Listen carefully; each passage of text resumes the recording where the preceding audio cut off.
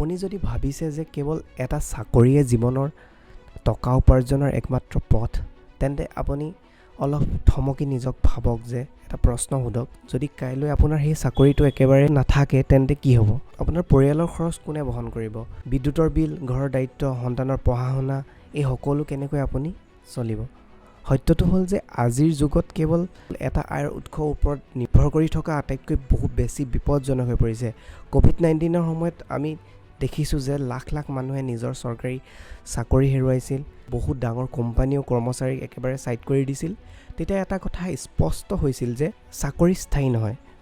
সেইবাবে বিশ্বৰ সকলো বিনিয়োগকাৰীয়ে সকলো সময়তে এটা কথা কয় যে never depend on a single source of income. অৰ্থাৎ জীৱনত সদায় এটাতকৈ অধিক আয়ৰ উৎস গঢ়ি তোলাৰ চেষ্টা কৰিব লাগে।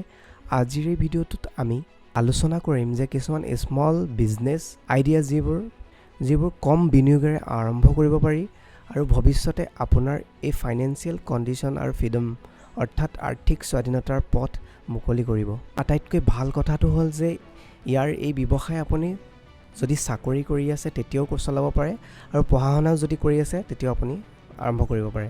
এতিয়া আহোঁ মূল টপিকলৈ। Date stock business. আনৰ সমস্যাই আপোনাৰ সুযোগ বৃদ্ধি কৰিব। অৰ্থাৎ বেছিভাগ মানুহে যি ঠাইত সমস্যা দেখে, বুদ্ধিমান মানুহে তাতে সুযোগ বিচাৰি পায়। আৰু এটা ডাঙৰ দোকান, গুদাম বা ফেক্টৰী কথা চিন্তা কৰক যে তাত কিছুমান সামগ্ৰী থাকে যিখিনি মাহৰ ধৰি মাহ, বছৰ ধৰি বছৰ বিক্ৰী নহয়। কাৰণ পুৰণি ডিজাইনাৰ জোতা থাকি যায়, কাপোৰ থাকি যায়, বিভিন্ন ধৰণৰ পুৰণি পেকেজিং থকা প্ৰডাক্ট থাকে। অৰ্থাৎ এনে সামগ্ৰীবোৰ যিবোৰ দোকানীয়ে বহুদিন ধৰি একেবাৰে বিক্ৰী কৰিব পৰা নাই। সাধাৰণতে মানুহে দেখি পিনি এইবোৰক কয় যে এইবোৰ কোনো মূল্য নাই, কিন্তু ব্যৱসায়ীসকলে ভাবে যে ইয়াতে সুযোগ লুকাই থাকে। ডেড ষ্টক মানে বেয়া সামগ্ৰী নহয় বা একেবাৰে শেষ হৈ যোৱা সামগ্ৰী নহয়। ডেড ষ্টক মানে এনে এটা সামগ্ৰী যাৰ মূল্য এতিয়াও আছে কিন্তু সঠিক গ্ৰাহকৰ ওচৰলৈ নোপোৱাৰ বাবেহে বিক্ৰী একেবাৰে হোৱা নাই। ধৰি লওক এটা দোকানত 2000 টকীয়া জোতাৰ ষ্টক আছে, বিক্ৰী একেবাৰে হোৱা নাই। দোকানীয়ে যদি সেইবোৰ 300 বা 400 টকাত এৰি দিয়ে তেন্তে আপুনি সেই জোতাযোৰে 800 টকা বা 1000 টকাত অনলাইনত বিক্ৰী কৰিব পাৰে বা নিজে প্ৰমোশ্যন কৰি পিনি নিজে ডিজাইনিঙত আপুনি নিজেও বিক্ৰী কৰিব পাৰে। আজিৰ Amazon, Facebook, market place, Instagram shop, WhatsApp business আদিত লাখ লাখ মানুহে ডিছকাউণ্ট অফাৰ বিচাৰি ফুৰে। অৰ্থাৎ বজাৰ ইতিমধ্যে ডিজিটেল মাৰ্কেটিঙলৈ পৰিৱৰ্তন হৈছে। আপোনাৰ কেৱল সঠিক প্ৰডাক্ট আৰু সঠিক কাষ্টমাৰ বিচাৰি উলিয়াব লাগিব। আৰু এইটো বস্তু আপুনি আৰম্ভ কৰিব কেনেকৈ? প্ৰথমে নিজৰ ওচৰত হ'লচেল মাৰ্কেট, বিভিন্ন শ্বপ, ষ্ট'ৰ বা ইলেক্ট্ৰনিক শ্বপসমূহত ভ্ৰমণ কৰক আৰু তেওঁলোকক সোধক যে আপোনালোকৰ কোনটো সামগ্ৰী বহুদিন ধৰি একেবাৰে বিক্ৰী হোৱা নাই। বহু দোকানীয়ে নিজেও সেই ষ্টকবোৰ আঁতৰাব বিচাৰে কাৰণ তেওঁলোকৰ টকা সেই সামগ্ৰীত আবদ্ধ হৈ থাকে। আপুনি 5000 বা 10000 টকাৰ পৰা আৰম্ভ কৰিব পাৰে এনেধৰণৰ ব্যৱসায়।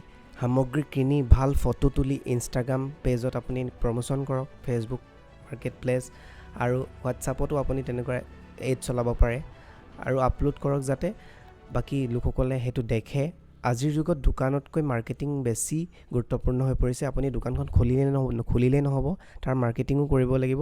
যিজনে প্ৰডাক্ট দেখুৱাব জানে সেইজনে প্ৰডাক্ট বিক্ৰীও কৰিব পাৰে। ডেড ষ্টক বিজনেছৰ ডাঙৰ শিক্ষা, বহু সময়ৰ প্ৰডাক্টবোৰ বেয়া নহয়। যি উইণ্টাৰ জেকেটটো আপুনি গুৱাহাটীত একেবাৰে বিক্ৰী কৰিব নোৱাৰে, সেইটো শ্বিলঙত বা অৰুণাচলত ভাল বিক্ৰী হোৱাৰ চান্স থাকে। যি ফেশ্বনছ আইটেমছ ডাঙৰ চহৰত আপুনি আউটডেটেড বুলি গণ্য কৰে, সেই সৰু চহৰ বা গাঁৱত ডিমাণ্ডো থাকিব পাৰে বা বহুতো লোকে সেইখিনি ক্ৰয় কৰে। সেইবাবে সফল ব্যৱসায়ীয়ে প্ৰডাক্টতকৈ মাৰ্কেট বেছি অধ্যয়ন কৰে। এইটোৱে ডেড ষ্টকৰ বিজনেছৰ মূল শক্তি।